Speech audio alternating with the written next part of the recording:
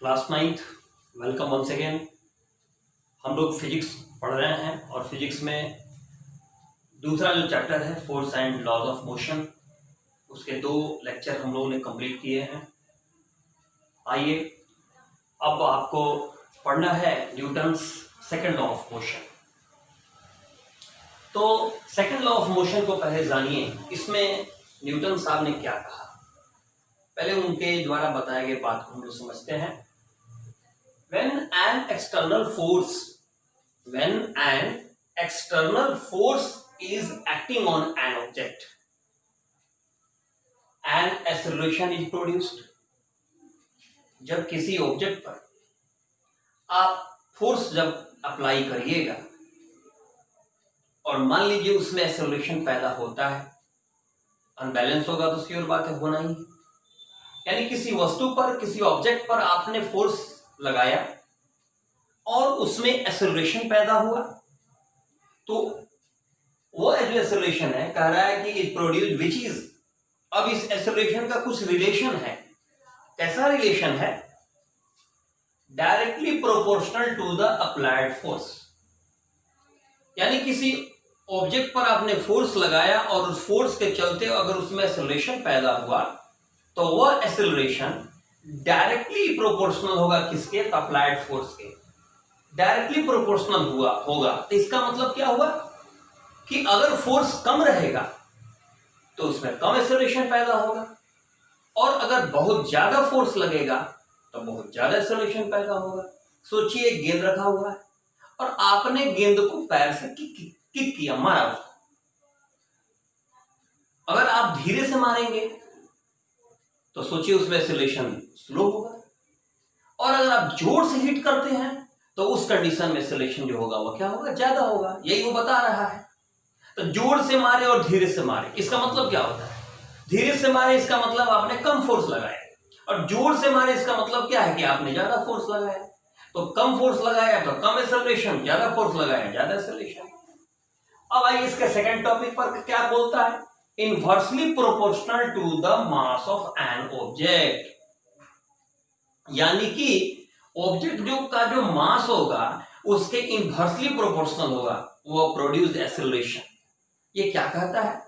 मान लीजिए कोई हल्की गेंद है और कोई भारी गेंद है, तो जब गेंद हल्की रहेगी और आप फोर्स लगा रहे हैं तो ऑटोमेटिक है क्या होगा? वो ज्यादा दूर तक जाएगा।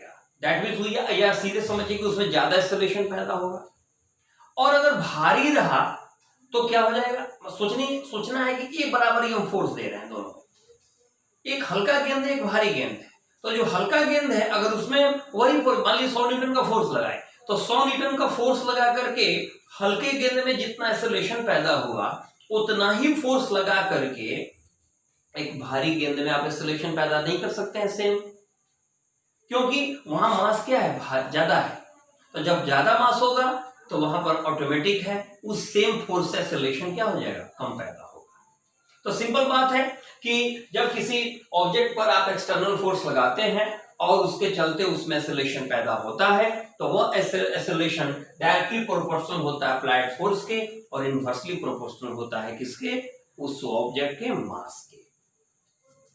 और एक चीज और अगर एक्सेलरेशन वो हुआ तो उस एक्सेलरेशन का डायरेक्शन क्या होगा?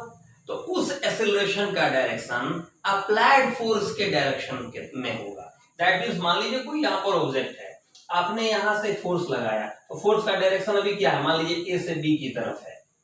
तो इसके चलते अगर इसमें मूवमेंट ये एक्सेलरेटेड होगा तो उस एक्सेलरेशन का डायरेक्शन क्या होगा? ए टू बी ही होगा। यानी क्योंकि जो अप्लाइड फोर्स का डायरेक्शन है वही डायरेक्शन होता है किसका? एक्सेलरेशन का, प्रोड्यूस एक्सेलरेशन।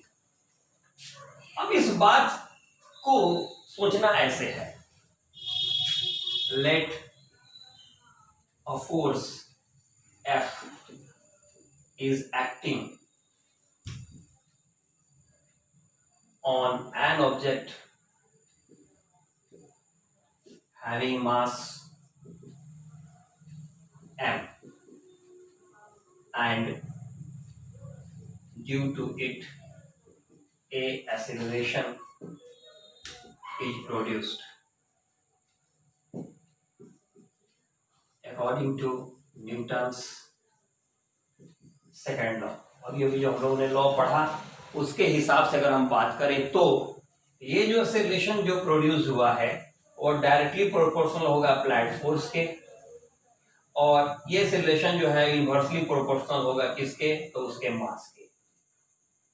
ठीक है, ऐसा करते हैं, दोनों इक्वेशन को कंबाइन करते हैं, यानी कि कंबाइनिंग इक्वेशन 1 and 2, तो A F into 1 by m, that will be A proportional F by m। अब देखिए, अब तो प्रोपोर्शनल को हटाना है, तो कोई ना कोई कांस्टेंट लेना पड़ेगा। तो ऐसा करते हैं, A equal to K into F by m, where K is a constant। Generally SI unit में, in SI unit, if K equal to 1, then अगर हम इसका वैल्यू 1 ले लें उस कंडीशन में, जैसे जरा सोचिए क्या होगा, A equal to 1 into F by m, A equal to F by m, finally F बराबर क्या आया, m into A, यानी कि फोर्स बराबर क्या निकला, मास इंटू एक्सेलरेशन। तो न्यूटन्स का सेकेंड लॉ जो है वो फोर्स को क्या किया, बताया, फोर्स को डिफाइन कर दिया कि फोर्स दरअसल क्या होता है, तो मास और एक्सेलरेशन का क्या होता है, प्रोडक्ट होता है। ठीक है, यानी किसी भी वस्तु पर जो फोर्स लग रहा है तो वो फोर्स को अगर मेजर करना हो तो मुझे उस वस्तु के मास और उसमें प्रोड्यूस एक्सेलरेशन का क्या करना पड़ेगा, तो प्रोडक्ट निकालना पड़ेगा, और वो जो प्रोडक्ट आएगा that will be the force, applied force. तो आपने यहाँ बहुत अच्छा से समझ लिया कि F इक्वल टू क्या होता है, तो m into A, that means force equal to mass of object into acceleration, या प्रोड्यूस एक्सेलरेशन कह सकते हैं। अब मान लीजिए मुझे निकालना है यूनिट ऑफ फोर्स, इस फोर्स का यूनिट क्या होगा, तो सीधा सा बात है, हमको लेना पड़ेगा यूनिट ऑफ मास, मास का यूनिट लेना पड़ेगा, और लेना पड़ेगा यूनिट ऑफ क्या, एक्सेलरेशन। ये दोनों का आपने क्या किया, यूनिट लिया। अब क्या होगा, आपके पास मास का यूनिट क्या होता है, केजी, और आपका एक्सेलरेशन का क्या होता है, metre per second square, that means KG into metre per second square is the unit of force. अब इसी चीज को कहा जाता है न्यूटन।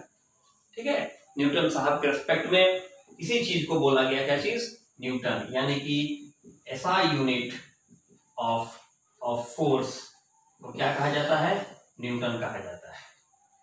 अब बात है, ज्यादातर एग्जाम में क्या आता है, छोटे मोटे एग्जामों में, या फिर जनरली तो निश्चित रूप से अगर देखा जाए तो फॉर्मेटिव एग्जाम्स में निश्चित रूप से पूछा जाता है 1 न्यूटन क्या है, या बड़े एग्जाम में भी पूछ दिया जाता है ऑब्जेक्टिव के तौर पर कि 1 न्यूटन को डिफाइन करिए। सोचिए 1 न्यूटन का मतलब क्या हुआ, अभी हम लोग बात कर रहे थे कि फोर्स दरअसल क्या होता है, तो मास और एक्सेलरेशन का क्या होता है, प्रोडक्ट होता है। तो 1 न्यूटन का मतलब है कि 1 केजी का कोई ऑब्जेक्ट है और उसमें 1 मीटर पर सेकंड स्क्वायर का क्या है, एक्सेलरेशन प्रोड्यूस हुआ है। यानी इसको हम ऐसे कह सकते हैं, if a force applied on an object having mass 1 kg and to produce acceleration 1 meter per second square, then it is 1 Newton. यानी कि 1 किलो के वस्तु में, 1 किलो के ऑब्जेक्ट में 1 kg का ऑब्जेक्ट है और आपने एक फोर्स लगाया और उसमें 1 मीटर पर सेकंड स्क्वायर का एक्सेलरेशन पैदा हो गया, तो इस फोर्स को 1 न्यूटन डिफाइन किया जाता है। तो एसआई यूनिट में, ये एसआई यूनिट है, याद रखिएगा, एसआई यूनिट में न्यूटन बोलते हैं। लेकिन अगर हम लोग बात करते हैं सीजीएस यूनिट का, तो इसको डाइन बोलते हैं। और डाइन दरअसल क्या होता है, अगर पूछा भी जाए, अब पूछा जनरली नहीं जाता है, आप जानिए बस। डाइन, 1 डाइन का मतलब ये हुआ कि 1 cm इंटू 1 क्या,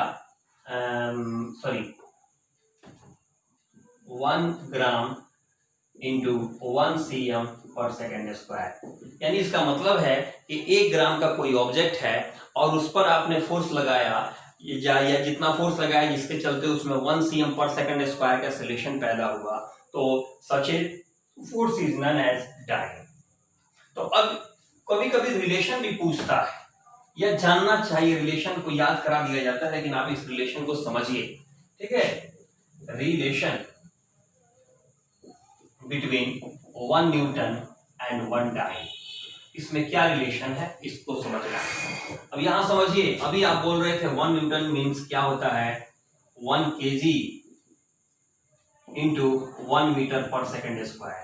ओके, आप इसको ऐसे सोचिए, 1 kg है तो 1 kg में कितने ग्राम्स होते हैं, तो 1000 ग्राम। 1 मीटर में क्या होता है, 100 सेंटीमीटर। अब आप बताइए, इस नंबर में तो हम गुना कर सकते हैं, तो 1000 में जब 100 से गुना करेंगे तो 1 लाख आएगा इंटू ग्राम सीएम पर सेकेंड स्क्वायर। और आप जानते हैं 1 ग्राम इंटू 1 सीएम पर सेकेंड स्क्वायर को ही डाइन बोला जाता है। तो इसको हम चाहें तो ऐसे लिख सकते हैं, इंटू 1 ग्राम 1 सीएम पर सेकेंड स्क्वायर। और ये क्या बन गया, डाइन बन गया, और ये हो गया 1 लाख। इसका मतलब है कि 1 न्यूटन बराबर क्या होता है, 1 लाख डाइन, या 1 न्यूटन इक्वल टू 10⁵ डाइन। ये रहा, ठीक है। तो आपने इस वीडियो में पढ़ा Newton second law of motion. I think आपको ये वीडियो समझ में आया होगा। किसी भी तरह की कोई दिक्कत आती है तो आप पूछ भी सकते हैं, डायरेक्ट उस पर आप कमेंट भी कर सकते हैं, लिखिए, पूछिए, या मेरे व्हाट्सएप नंबर भी कर सकते हैं। और दोस्तों को भी फॉरवर्ड करिए, लाइक करिए, शेयर करिए। Okay, thank you, good night.